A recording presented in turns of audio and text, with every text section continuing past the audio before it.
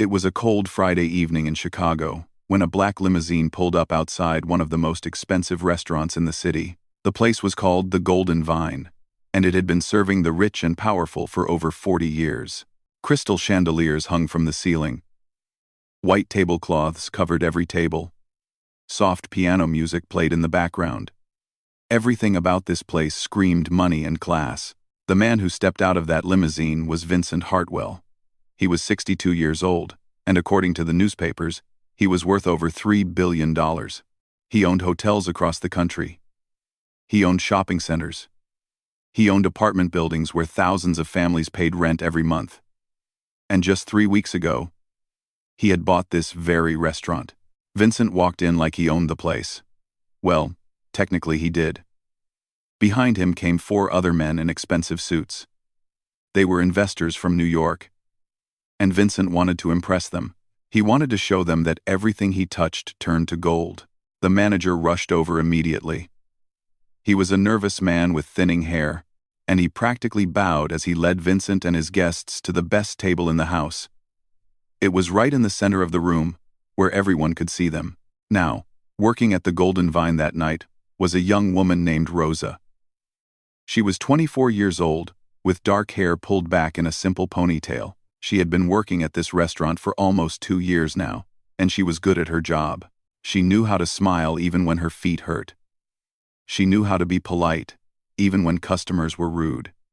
She knew how to keep going, even when she felt like giving up. But what nobody at that restaurant knew was that Rosa was barely holding her life together. Her mother was sick. Very sick. 6 months ago, the doctors had found cancer, and the treatments were expensive. So expensive that Rosa had taken on double shifts almost every day. She worked lunch and dinner. She worked weekends and holidays. She sent every extra dollar to her mother's medical bills. And still, it was never enough. That night, Rosa had already been on her feet for 9 hours straight. Her back ached. Her eyes were heavy. But she kept that gentle smile on her face because she needed this job. She needed every single tip she could get.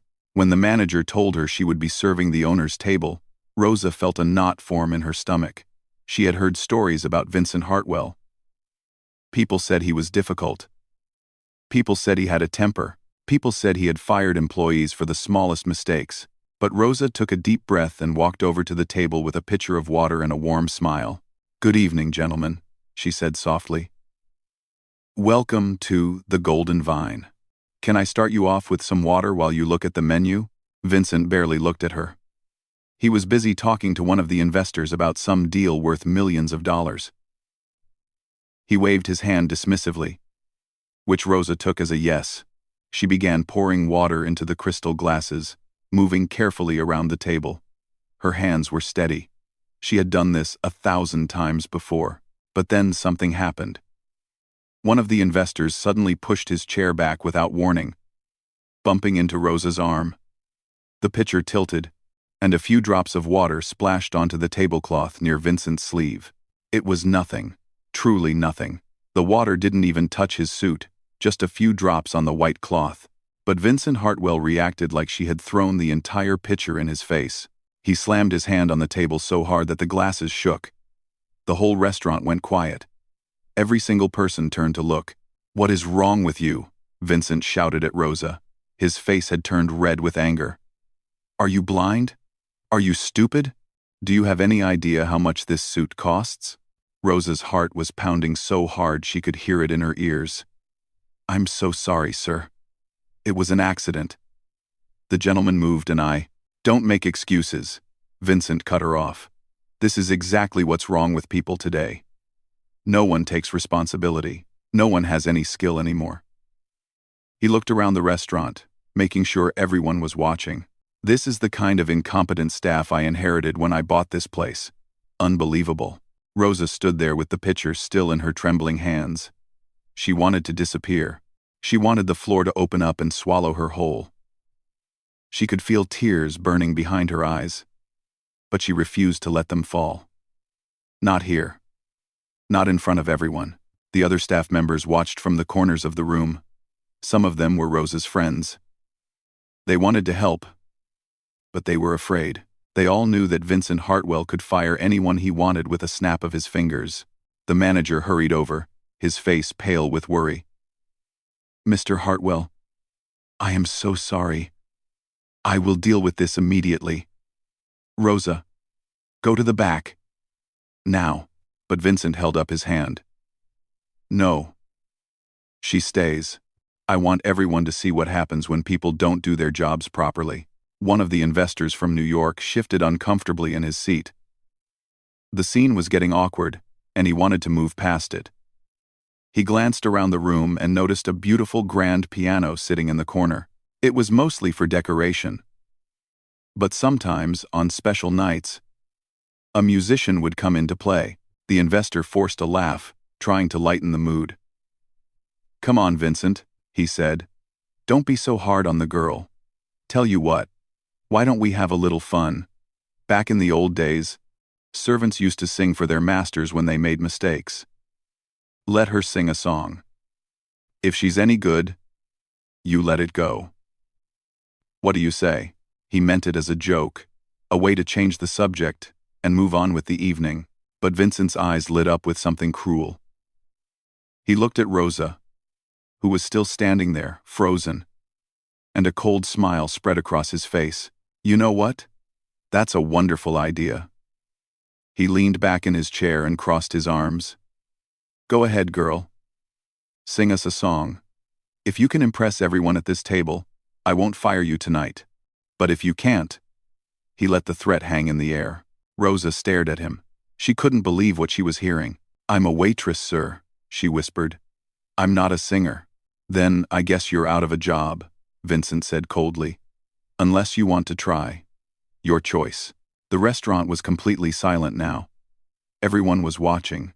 The other waiters, the kitchen staff peeking through the window, the wealthy customers at their tables, some looking uncomfortable, others curious to see what would happen next. Rosa looked around the room at all those faces.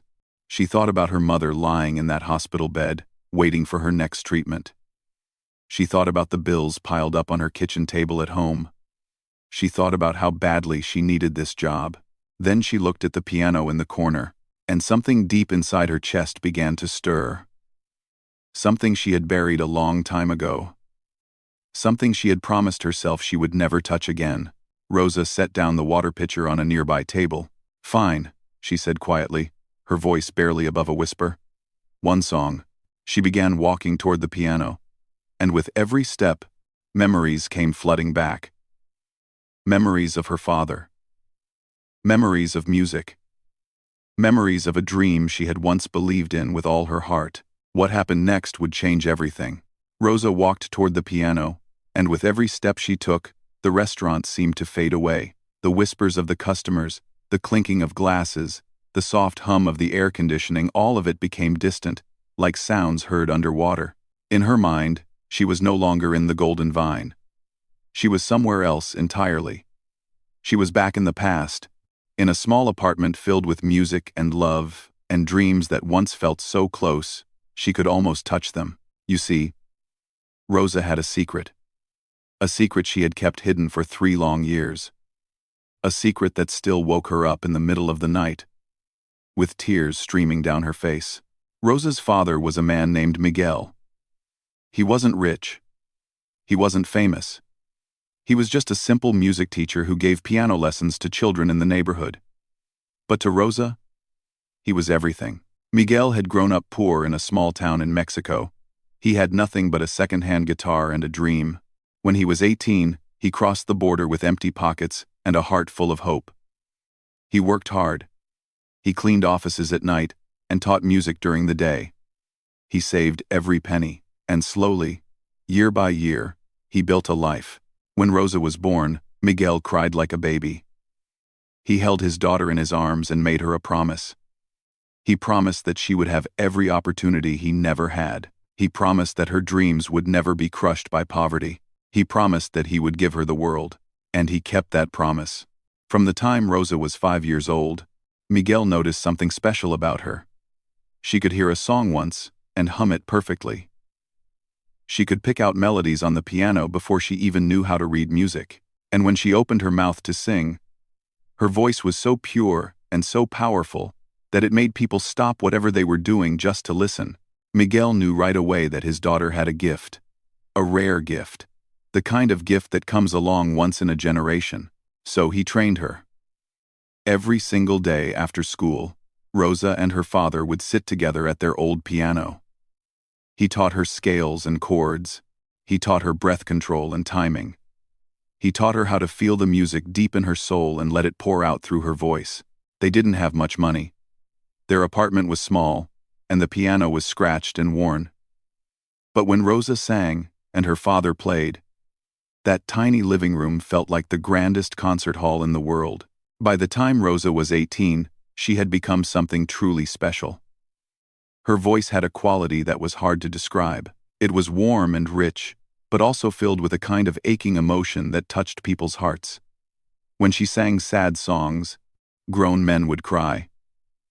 When she sang hopeful songs, people would feel like anything was possible. Miguel believed with all his heart that Rosa was destined for greatness. He applied on her behalf to Juilliard, one of the most famous music schools in the entire world. Getting into Juilliard was almost impossible. Thousands of people applied every year, and only a handful were accepted. But Rosa got the audition. When the letter arrived, Miguel held it in his trembling hands and read it 3 times just to make sure it was real. Then he picked up his daughter and spun her around the kitchen, laughing and crying at the same time. "This is it, mija," he said, using the Spanish word for my daughter. "This is your moment. Everything we worked for. Everything we dreamed of. It's finally happening." The audition was scheduled for a Saturday morning in New York City.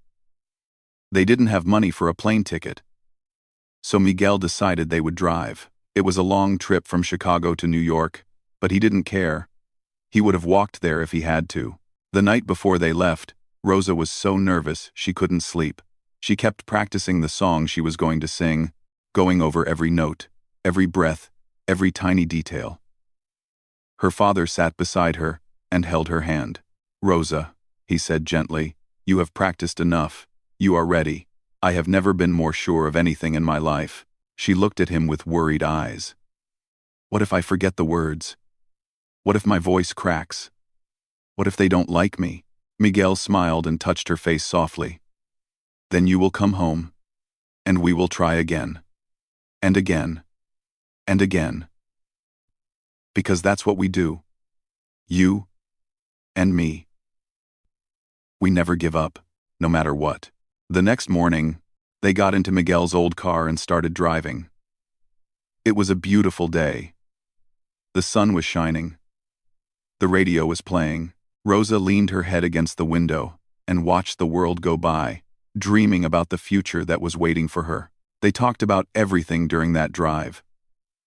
They talked about Rosa's childhood. They talked about Miguel's journey from Mexico. They talked about all the students he had taught over the years and how proud he was of each one of them. They laughed about old memories and made plans for new ones. "When you become famous," Miguel joked, "don't forget about your old papa. I want front row seats to every concert." Rosa laughed and rolled her eyes. "You'll have your own special chair on stage. Right next to me." They were about 2 hours outside of New York when it happened. It came out of nowhere. A truck crossed the center line. Miguel saw it at the last second. He didn't have time to stop. He only had time to do one thing.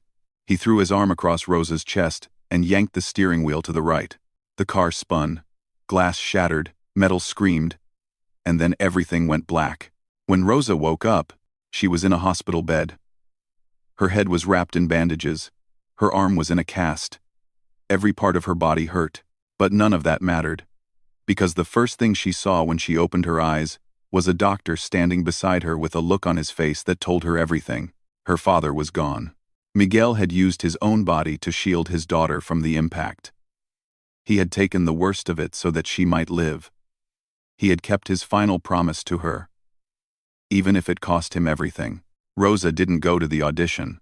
She couldn't even go to the funeral at first because she was still in the hospital. And when she finally got out, she was not the same person anymore. The music inside her had died along with her father. She couldn't look at a piano without breaking down. She couldn't hear a song on the radio without feeling like her heart was being ripped out of her chest. She couldn't sing. She tried once, about a month after the accident. She opened her mouth, and nothing came out but sobs, so she stopped trying. She packed away all her sheet music. She sold the old piano because she couldn't stand to look at it. She buried her dreams in the same grave where they buried her father, and she never looked back. She got a job as a waitress. It was honest work. It kept her busy. It helped her forget. And when her mother got sick 2 years later, it gave her a reason to keep going. She didn't have time to think about music anymore. She was too busy surviving. For 3 years, Rosa had not sung a single note. For 3 years, she had not touched a piano. For 3 years, she had kept that part of herself locked away in a place so deep that she almost forgot it existed. And now here she was, standing in front of a grand piano in a fancy restaurant, with a cruel billionaire watching her, and a room full of strangers waiting to see what she would do. Rosa stood before the piano and looked down at the keys. They were smooth and white, just like the keys on her father's old piano. She could almost see his hands there, guiding her, teaching her, believing in her. Her eyes filled with tears. Her chest felt tight. Every part of her wanted to run away, to escape, to hide from the memories that were crashing over her like waves. But then she heard her father's voice in her head. That gentle, steady voice she had loved so much. "We never give up, mija. No matter what." Rosa closed her eyes. She took a slow, deep breath. And then, for the first time in 3 years, she placed her fingers on the keys. The whole restaurant held its breath. The restaurant was completely silent. Not a single person moved. Not a single glass clinked. Even the kitchen staff had stopped what they were doing and gathered near the service window to watch. It felt like the whole world was holding its breath, waiting to see what this young waitress would do. Rosa sat at the piano bench with her eyes still closed. Her hands were resting on the keys, but she hadn't played a single note yet. Inside her chest, her heart was beating so fast she thought it might burst right through her ribs. She could feel everyone staring at her. She could feel Vincent Hartwell's cold eyes on her back, waiting for her to fail. She could feel the weight of this moment pressing down on her shoulders like a heavy blanket. But underneath all that fear, she felt something else too. Something she hadn't felt in a very long time. She felt her father's presence. It was strange. She knew he wasn't really there. She knew he had been gone for 3 years. But sitting at this piano, with her fingers on the keys, she could almost smell his cologne. She could almost hear his voice whispering in her ear. She could almost feel his hand on her shoulder, steady and warm, telling her that everything was going to be okay. Rosa took one more deep breath, and then she began to play. The first notes floated through the air like soft raindrops falling on a quiet lake. They were gentle and slow, almost hesitant, like a bird learning to fly again after a broken wing. But even those first few notes had something special in them, something that made people lean forward in their seats, something that made the hairs on the back of their necks stand up. Rosa played the introduction to a song that her father had loved more than any other. It was called "You Raise Me Up." Miguel used to play it every Sunday morning while Rosa made breakfast. He said it reminded him of his own father back in Mexico, who had passed away when Miguel was just a teenager. He said the song made him feel like his papa was still watching over him, still lifting him up when life got hard. When Rosa was little, she used to stand beside her father at the piano and sing along. It became their song, their special moment together. And the last time she had ever sung it was in the car, just hours before the accident, while her father hummed along and tapped his fingers on the steering wheel. Now, 3 years later, Rosa opened her mouth and began to sing. The first words came out shaky. Her voice cracked a little on the opening line, and for a moment, she thought she was going to fall apart completely. She thought the tears would come and her voice would disappear and she would have to walk away in shame. But then something happened. As she kept singing, something deep inside her began to open up. It was like a door that had been locked for years was finally swinging open, and all the emotions she had buried came pouring out. The grief, the love, the loneliness, the hope, all of it flowed through her voice and filled the room like warm light filling a dark space. Her voice grew stronger with every line. The shakiness disappeared. The cracks smoothed out. And what was left was something so pure, so powerful, so achingly beautiful, that it stopped people in their tracks. A woman at a nearby table put her hand over her mouth. Her eyes were already wet with tears. Her husband reached over and held her hand without saying a word. An older gentleman sitting alone by the window set down his fork and stared at Rosa like he was seeing a ghost. He was thinking about his late wife, who had loved this song too. He hadn't thought about her in months, but now she was all he could see. Two young women who had been chatting and laughing just minutes ago were now completely silent. One of them was crying quietly. The other had her eyes closed, letting the music wash over her. Even the staff members were affected.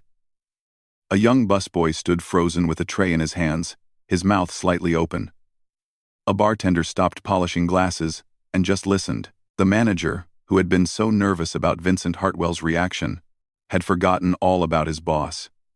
He was lost in the song, remembering his own father who had worked 2 jobs to put him through school. Rosa didn't see any of this. Her eyes were still closed. She was somewhere else entirely. She was back in that small apartment with the scratched piano and the faded curtains. She was sitting next to her father, feeling his warmth beside her, hearing his voice join hers in harmony. Tears were streaming down her face now, but she didn't stop. She couldn't stop. The music had taken over. It was flowing through her like a river that had been dammed up for too long and was finally breaking free. When she reached the final chorus, her voice soared higher than it ever had before. It filled every corner of that restaurant. It rattled the crystal chandeliers. It seeped through the walls and drifted out into the cold Chicago night. It was the kind of voice that made you believe in something bigger than yourself. The kind of voice that made you feel like maybe, just maybe, everything was going to be okay. And then, with one last note that seemed to hang in the air forever, the song ended. Rosa's hands fell from the keys. Her head dropped forward. She sat there in silence, trembling, tears dripping onto the piano bench beneath her. For a long moment, nobody moved. Nobody spoke. The silence was so complete that you could hear the soft hum of the lights overhead. And then, from somewhere in the back of the room, someone started clapping. It was slow at first, just one person. Then another person joined in. Then another. And another. Within seconds, the entire restaurant had erupted into applause. People were standing up from their tables. They were wiping their eyes. They were clapping so hard their hands hurt. A woman near the front called out, "Brava! Brava!" An old man whistled through his fingers. The kitchen staff burst through the doors, clapping and cheering. The busboy dropped his tray on a table and joined in. The bartender was clapping with tears running down his cheeks. It was the kind of applause that shakes the walls. The kind that comes from deep in the soul. The kind that tells a person they have just witnessed something truly extraordinary. Rosa finally lifted her head. She looked around the room with red, swollen eyes, and she couldn't believe what she was seeing. All these strangers, these wealthy people in their fancy clothes, they were standing up for her. They were crying for her. They were cheering for her. And in that moment, Rosa felt something she hadn't felt in 3 years. She felt alive. She looked over at Vincent Hartwell's table. The investors were on their feet, clapping enthusiastically. One of them had taken off his glasses to wipe his eyes. Another was shaking his head in disbelief, muttering something about never having heard anything like that in his life. But it was Vincent himself who caught Rosa's attention. The billionaire was still sitting in his chair. He wasn't clapping. He wasn't moving at all. He was just staring at Rosa with an expression she couldn't read. His face had gone pale. His hands were gripping the edge of the table so tightly that his knuckles had turned white. Something had changed in his eyes. The cruelty was gone. The arrogance was gone. In their place was something else. Something that looked almost like pain. Rosa didn't know it yet, but her song had done more than just move a room full of strangers. It had cracked open something inside Vincent Hartwell that he had kept buried for a very, very long time. And what happened next would change both of their lives forever. The applause went on for what felt like forever. People were still standing. Some were still crying. A few customers had even taken out their phones to record, though they had missed the performance itself. They just wanted to capture this moment, this feeling, this electricity that was buzzing through the air. Rosa slowly stood up from the piano bench. Her legs felt weak, like they might give out at any moment. She wiped her face with the back of her hand and tried to steady her breathing. She didn't know what to do with herself. She didn't know where to look or how to act. 3 years of silence, and now this. She started walking back toward the kitchen, keeping her head down, wanting to disappear before anyone could say anything to her. But before she could take more than a few steps, a woman stepped into her path. The woman looked to be in her late 60s. She had silver hair pulled back in an elegant twist, and she wore a simple black dress with a string of pearls around her neck. Her face was kind but serious, and her eyes were sharp and intelligent. She carried herself like someone who had seen a lot in life and wasn't easily impressed. But right now, those sharp eyes were soft, and they were fixed on Rosa with an intensity that made the young waitress stop in her tracks. "Young lady," the woman said, her voice gentle but firm. "Where on earth have you been hiding?" Rosa blinked. She didn't understand the question. "I'm sorry, ma'am. I don't know what you mean." The woman smiled and shook her head slowly. "A voice like yours doesn't just appear out of nowhere. You've been trained. You've been trained by someone who knew exactly what they were doing, and yet I've never heard of you. I've never seen you perform." How is that possible? Rosa didn't know how to answer. The tears were threatening to come again, and she pressed her lips together to hold them back. The woman reached into her small handbag and pulled out a business card. She pressed it into Rosa's hand. "My name is Helen Marino. I've spent the last 40 years discovering voices. I've worked with singers you've heard on the radio, singers who've sold out arenas around the world. And I'm telling you right now, standing in this restaurant, that what I just heard was one of the most extraordinary things I've ever witnessed in my entire career." Rosa looked down at the card. The words seemed to blur in front of her eyes. She couldn't process what was happening. "I don't sing anymore," Rosa whispered. "Tonight it was a mistake. It wasn't supposed to happen." Helen Marino tilted her head, studying Rosa's face. She could see the pain there. She could see that there was a story behind those sad eyes, a story that had kept this incredible voice hidden away from the world. "Whatever happened to you," Helen said softly. "But I want you to know something." She paused and waited until Rosa met her eyes. "Gifts like yours are not accidents. They're not mistakes. They're given to us for a reason, and hiding them doesn't make the pain go away. It just means the world misses out on something beautiful." She patted Rosa's hand gently. "When you're ready, and only when you're ready, call me. I'll be waiting." And with that, Helen Marino turned and walked back to her table, leaving Rosa standing there with a business card in her trembling hand and 1,000 thoughts spinning through her head. But across the room, something else was happening, something that nobody was paying attention to. Vincent Hartwell was falling apart. He sat at his table while his investors chatted excitedly around him. They were talking about the waitress, about her voice, about how they'd never experienced anything like it. One of them joked that Vincent should put her on stage instead of firing her. They all laughed. But Vincent didn't laugh. He didn't even hear them. He was somewhere else. He was 50 years in the past, in a different restaurant, in a different city, watching a different woman be humiliated by a different rich man. That woman was his mother. Her name was Dolores, and she had worked as a cleaning lady in a fancy hotel in Los Angeles. She worked 16-hour days, scrubbing floors and changing sheets and emptying trash cans. She did it all without complaint, because she had a son to feed and rent to pay, and no husband to help her. Vincent was 12 years old when it happened. His mother had brought him to the hotel one evening because she couldn't find a babysitter. She told him to sit quietly in the corner of the staff room while she finished her shift. But a pipe burst on one of the upper floors, and chaos broke out. In the confusion, Young Vincent wandered into the hotel restaurant, curious to see how the rich people lived. That's when he saw it. A wealthy guest had spilled wine on his own jacket and blamed it on a waitress. He screamed at her in front of everyone. He called her names that Vincent had never heard before. He threatened to have her fired, to ruin her life, to make sure she never worked again. The waitress just stood there and took it.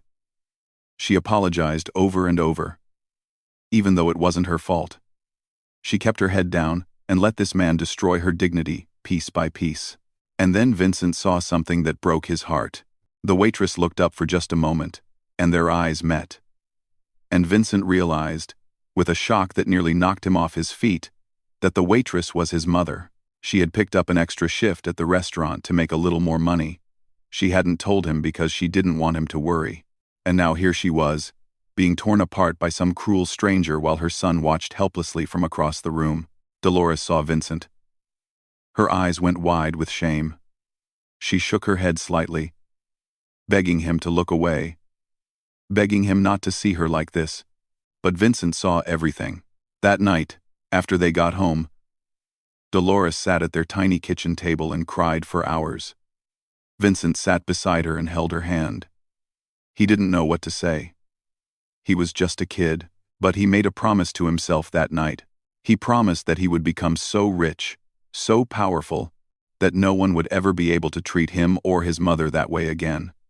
He promised that he would rise so high that he would never have to bow his head to anyone. And he kept that promise. He worked harder than anyone. He climbed higher than anyone. He built an empire that made him one of the wealthiest men in the country.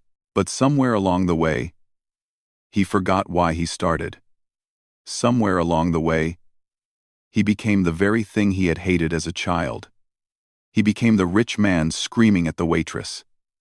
He became the bully. He became the monster. His mother had passed away 10 years ago. She died before Vincent could ever really make her proud. She died still working, still struggling, still carrying the weight of a hard life on her shoulders. And now, sitting in this restaurant, Vincent realized something that made his stomach turn. If his mother were alive today, she could have been Rosa. She could have been the one standing there with trembling hands, being humiliated by a powerful man who thought he was better than everyone else. She could have been the one he was screaming at. Vincent felt sick. Actually, physically sick. He gripped the table and tried to breathe, but the air felt thick and heavy. His investors were still talking, still laughing, still oblivious to the storm raging inside him. But Vincent wasn't listening anymore.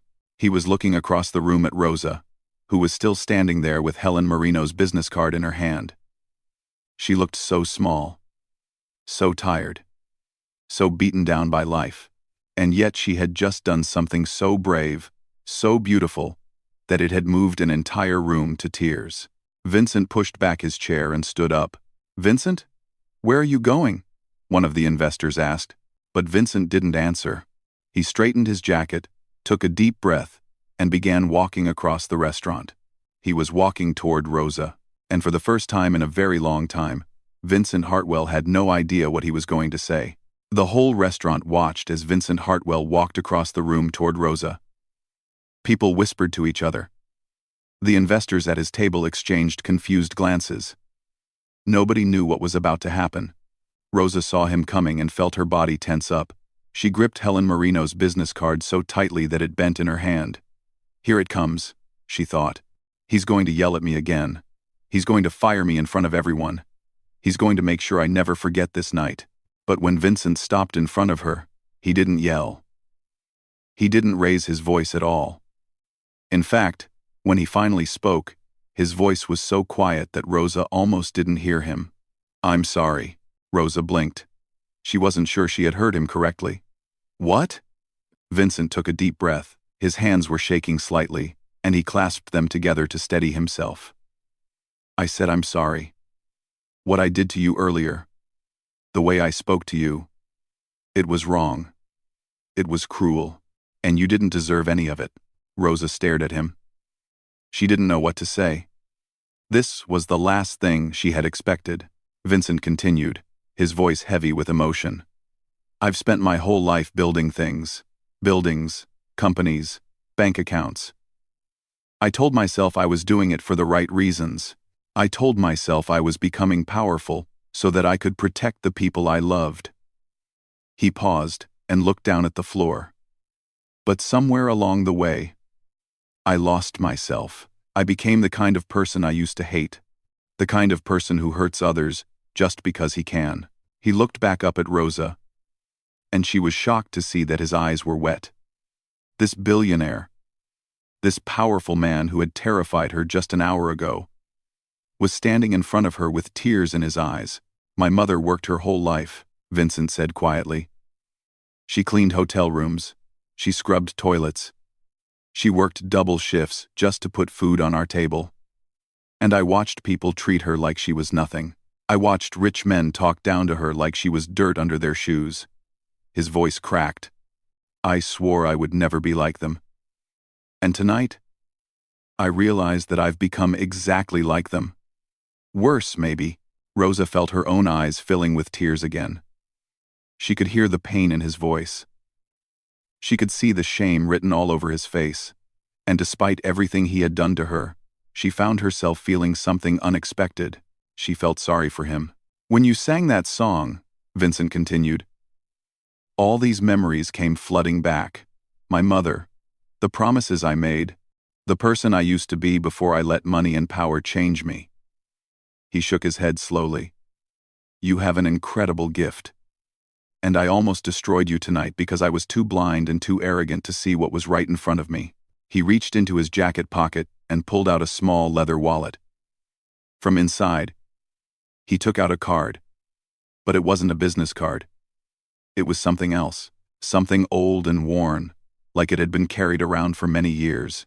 This is a card for a foundation I started 15 years ago, Vincent explained. It was supposed to help people who were struggling, people like my mother, people who worked hard but couldn't catch a break, single parents, families dealing with illness, people who just needed someone to believe in them. He stared at the card in his hand. I haven't done anything with it in years. I got too busy. Too distracted. I forgot why I created it in the first place. He held the card out to Rosa. I heard from one of your coworkers that your mother is sick, that you've been working double shifts to pay for her treatment. Rosa's breath caught in her throat. She hadn't told anyone at the restaurant about her mother, except for one close friend. The fact that Vincent knew made her feel exposed, vulnerable. I want to pay for her treatment, Vincent said. All of it. Whatever she needs. The best doctors. The best hospitals. Everything. No strings attached. No conditions. I just want to help. Rosa shook her head, overwhelmed. I can't accept that. It's too much. You don't even know me. You're right, Vincent agreed. I don't know you. But I know that you stood up in front of a room full of strangers and bared your soul, even though you were terrified. I know that you work harder than anyone I've ever met. And I know that your mother raised an extraordinary daughter. He pressed the card into her hand. Please, let me do this. Not for you. For me. Let me start making things right. Rosa looked down at the card, then back up at Vincent. The tears were falling freely now, streaming down both their faces. The restaurant had gone completely silent again. Everyone was watching. But this time, they weren't watching a humiliation. They were watching something far more rare. They were watching a man admit he was wrong. They were watching redemption happen in real time. Rosa took a shaky breath. My father, she whispered.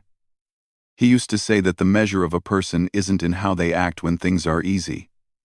It's in how they act when things are hard, when they make mistakes. She looked into Vincent's eyes.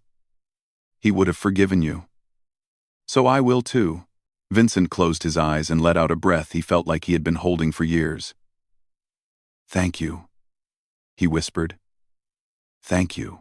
From across the room, Helen Marino watched the whole exchange with a knowing smile. She raised her glass slightly, as if toasting to something only she understood. 6 months later, Rosa's mother finished her final round of treatment. The doctors said she was cancer-free. When Rosa got the news, she collapsed in the hospital hallway and cried for 20 minutes straight. But this time, they were tears of joy. True to his word, Vincent had paid for everything. He never asked for anything in return. He never even visited the hospital or tried to take credit. He just quietly made sure that Rosa's mother had the best care possible. But that wasn't the only thing that changed. Rosa called Helen Marino. It took her 3 months to work up the courage, but she finally did it. Helen didn't waste any time. Within weeks, Rosa was in a recording studio, working on her first album. It was terrifying and thrilling, and everything Rosa had dreamed about as a little girl. The album was released 1 year after that night at the Golden Vine. Rosa called it One More Song. The title track was dedicated to her father, Miguel. In the liner notes, she wrote, "For Papa, who taught me that music is how we speak to the heavens. I hope you can hear me." The album went viral. The title track was streamed millions of times in the first month alone. People all over the world heard Rosa's voice and felt the same thing that the people in that restaurant had felt. They felt hope. They felt healing. They felt like maybe, just maybe, everything was going to be okay. Rosa performed on television. She sang at sold-out concerts. She was interviewed by magazines and newspapers. And every single time someone asked her how she got discovered, she told the same story. She told them about the worst night of her life that turned into the best thing that ever happened to her. As for Vincent Hartwell, he stepped down from his company's daily operations. He handed control over to his partners and turned his full attention to the foundation he had neglected for so long. He renamed it the Dolores Foundation, after his mother. It helped hundreds of families pay for medical treatments, job training, and education. Vincent never fully forgave himself for the man he had become. But every day, he tried to be a little better. Every day, he tried to honor the memory of his mother and the promise he had made as a 12-year-old boy. He and Rosa stayed in touch over the years. They weren't close friends, but there was a bond between them that neither of them could explain. They had both been broken. They had both been lost, and somehow, on that cold Friday night in Chicago, they had helped each other find their way back. Rosa's mother lived another 12 beautiful years. She saw her daughter perform on stages around the world. She sat in the front row at every concert she could attend, just like Miguel had always dreamed of doing. And sometimes, late at night after a show, Rosa would sit alone at a piano and play that old song, the one her father had loved so much. She would close her eyes and let the music carry her back to that tiny apartment with the scratched piano and the faded curtains. And in those moments, she could swear she heard her father's voice singing along with her. Some people say that music has the power to heal, that it can reach into the darkest places of our hearts and bring light where there was only shadow. Rosa knew this was true, because one song had saved her life. One song had changed a billionaire's heart. One song had proven that no matter how lost we become, it's never too late to find our way home. And that is the true story of a waitress, a billionaire, and the night that changed everything.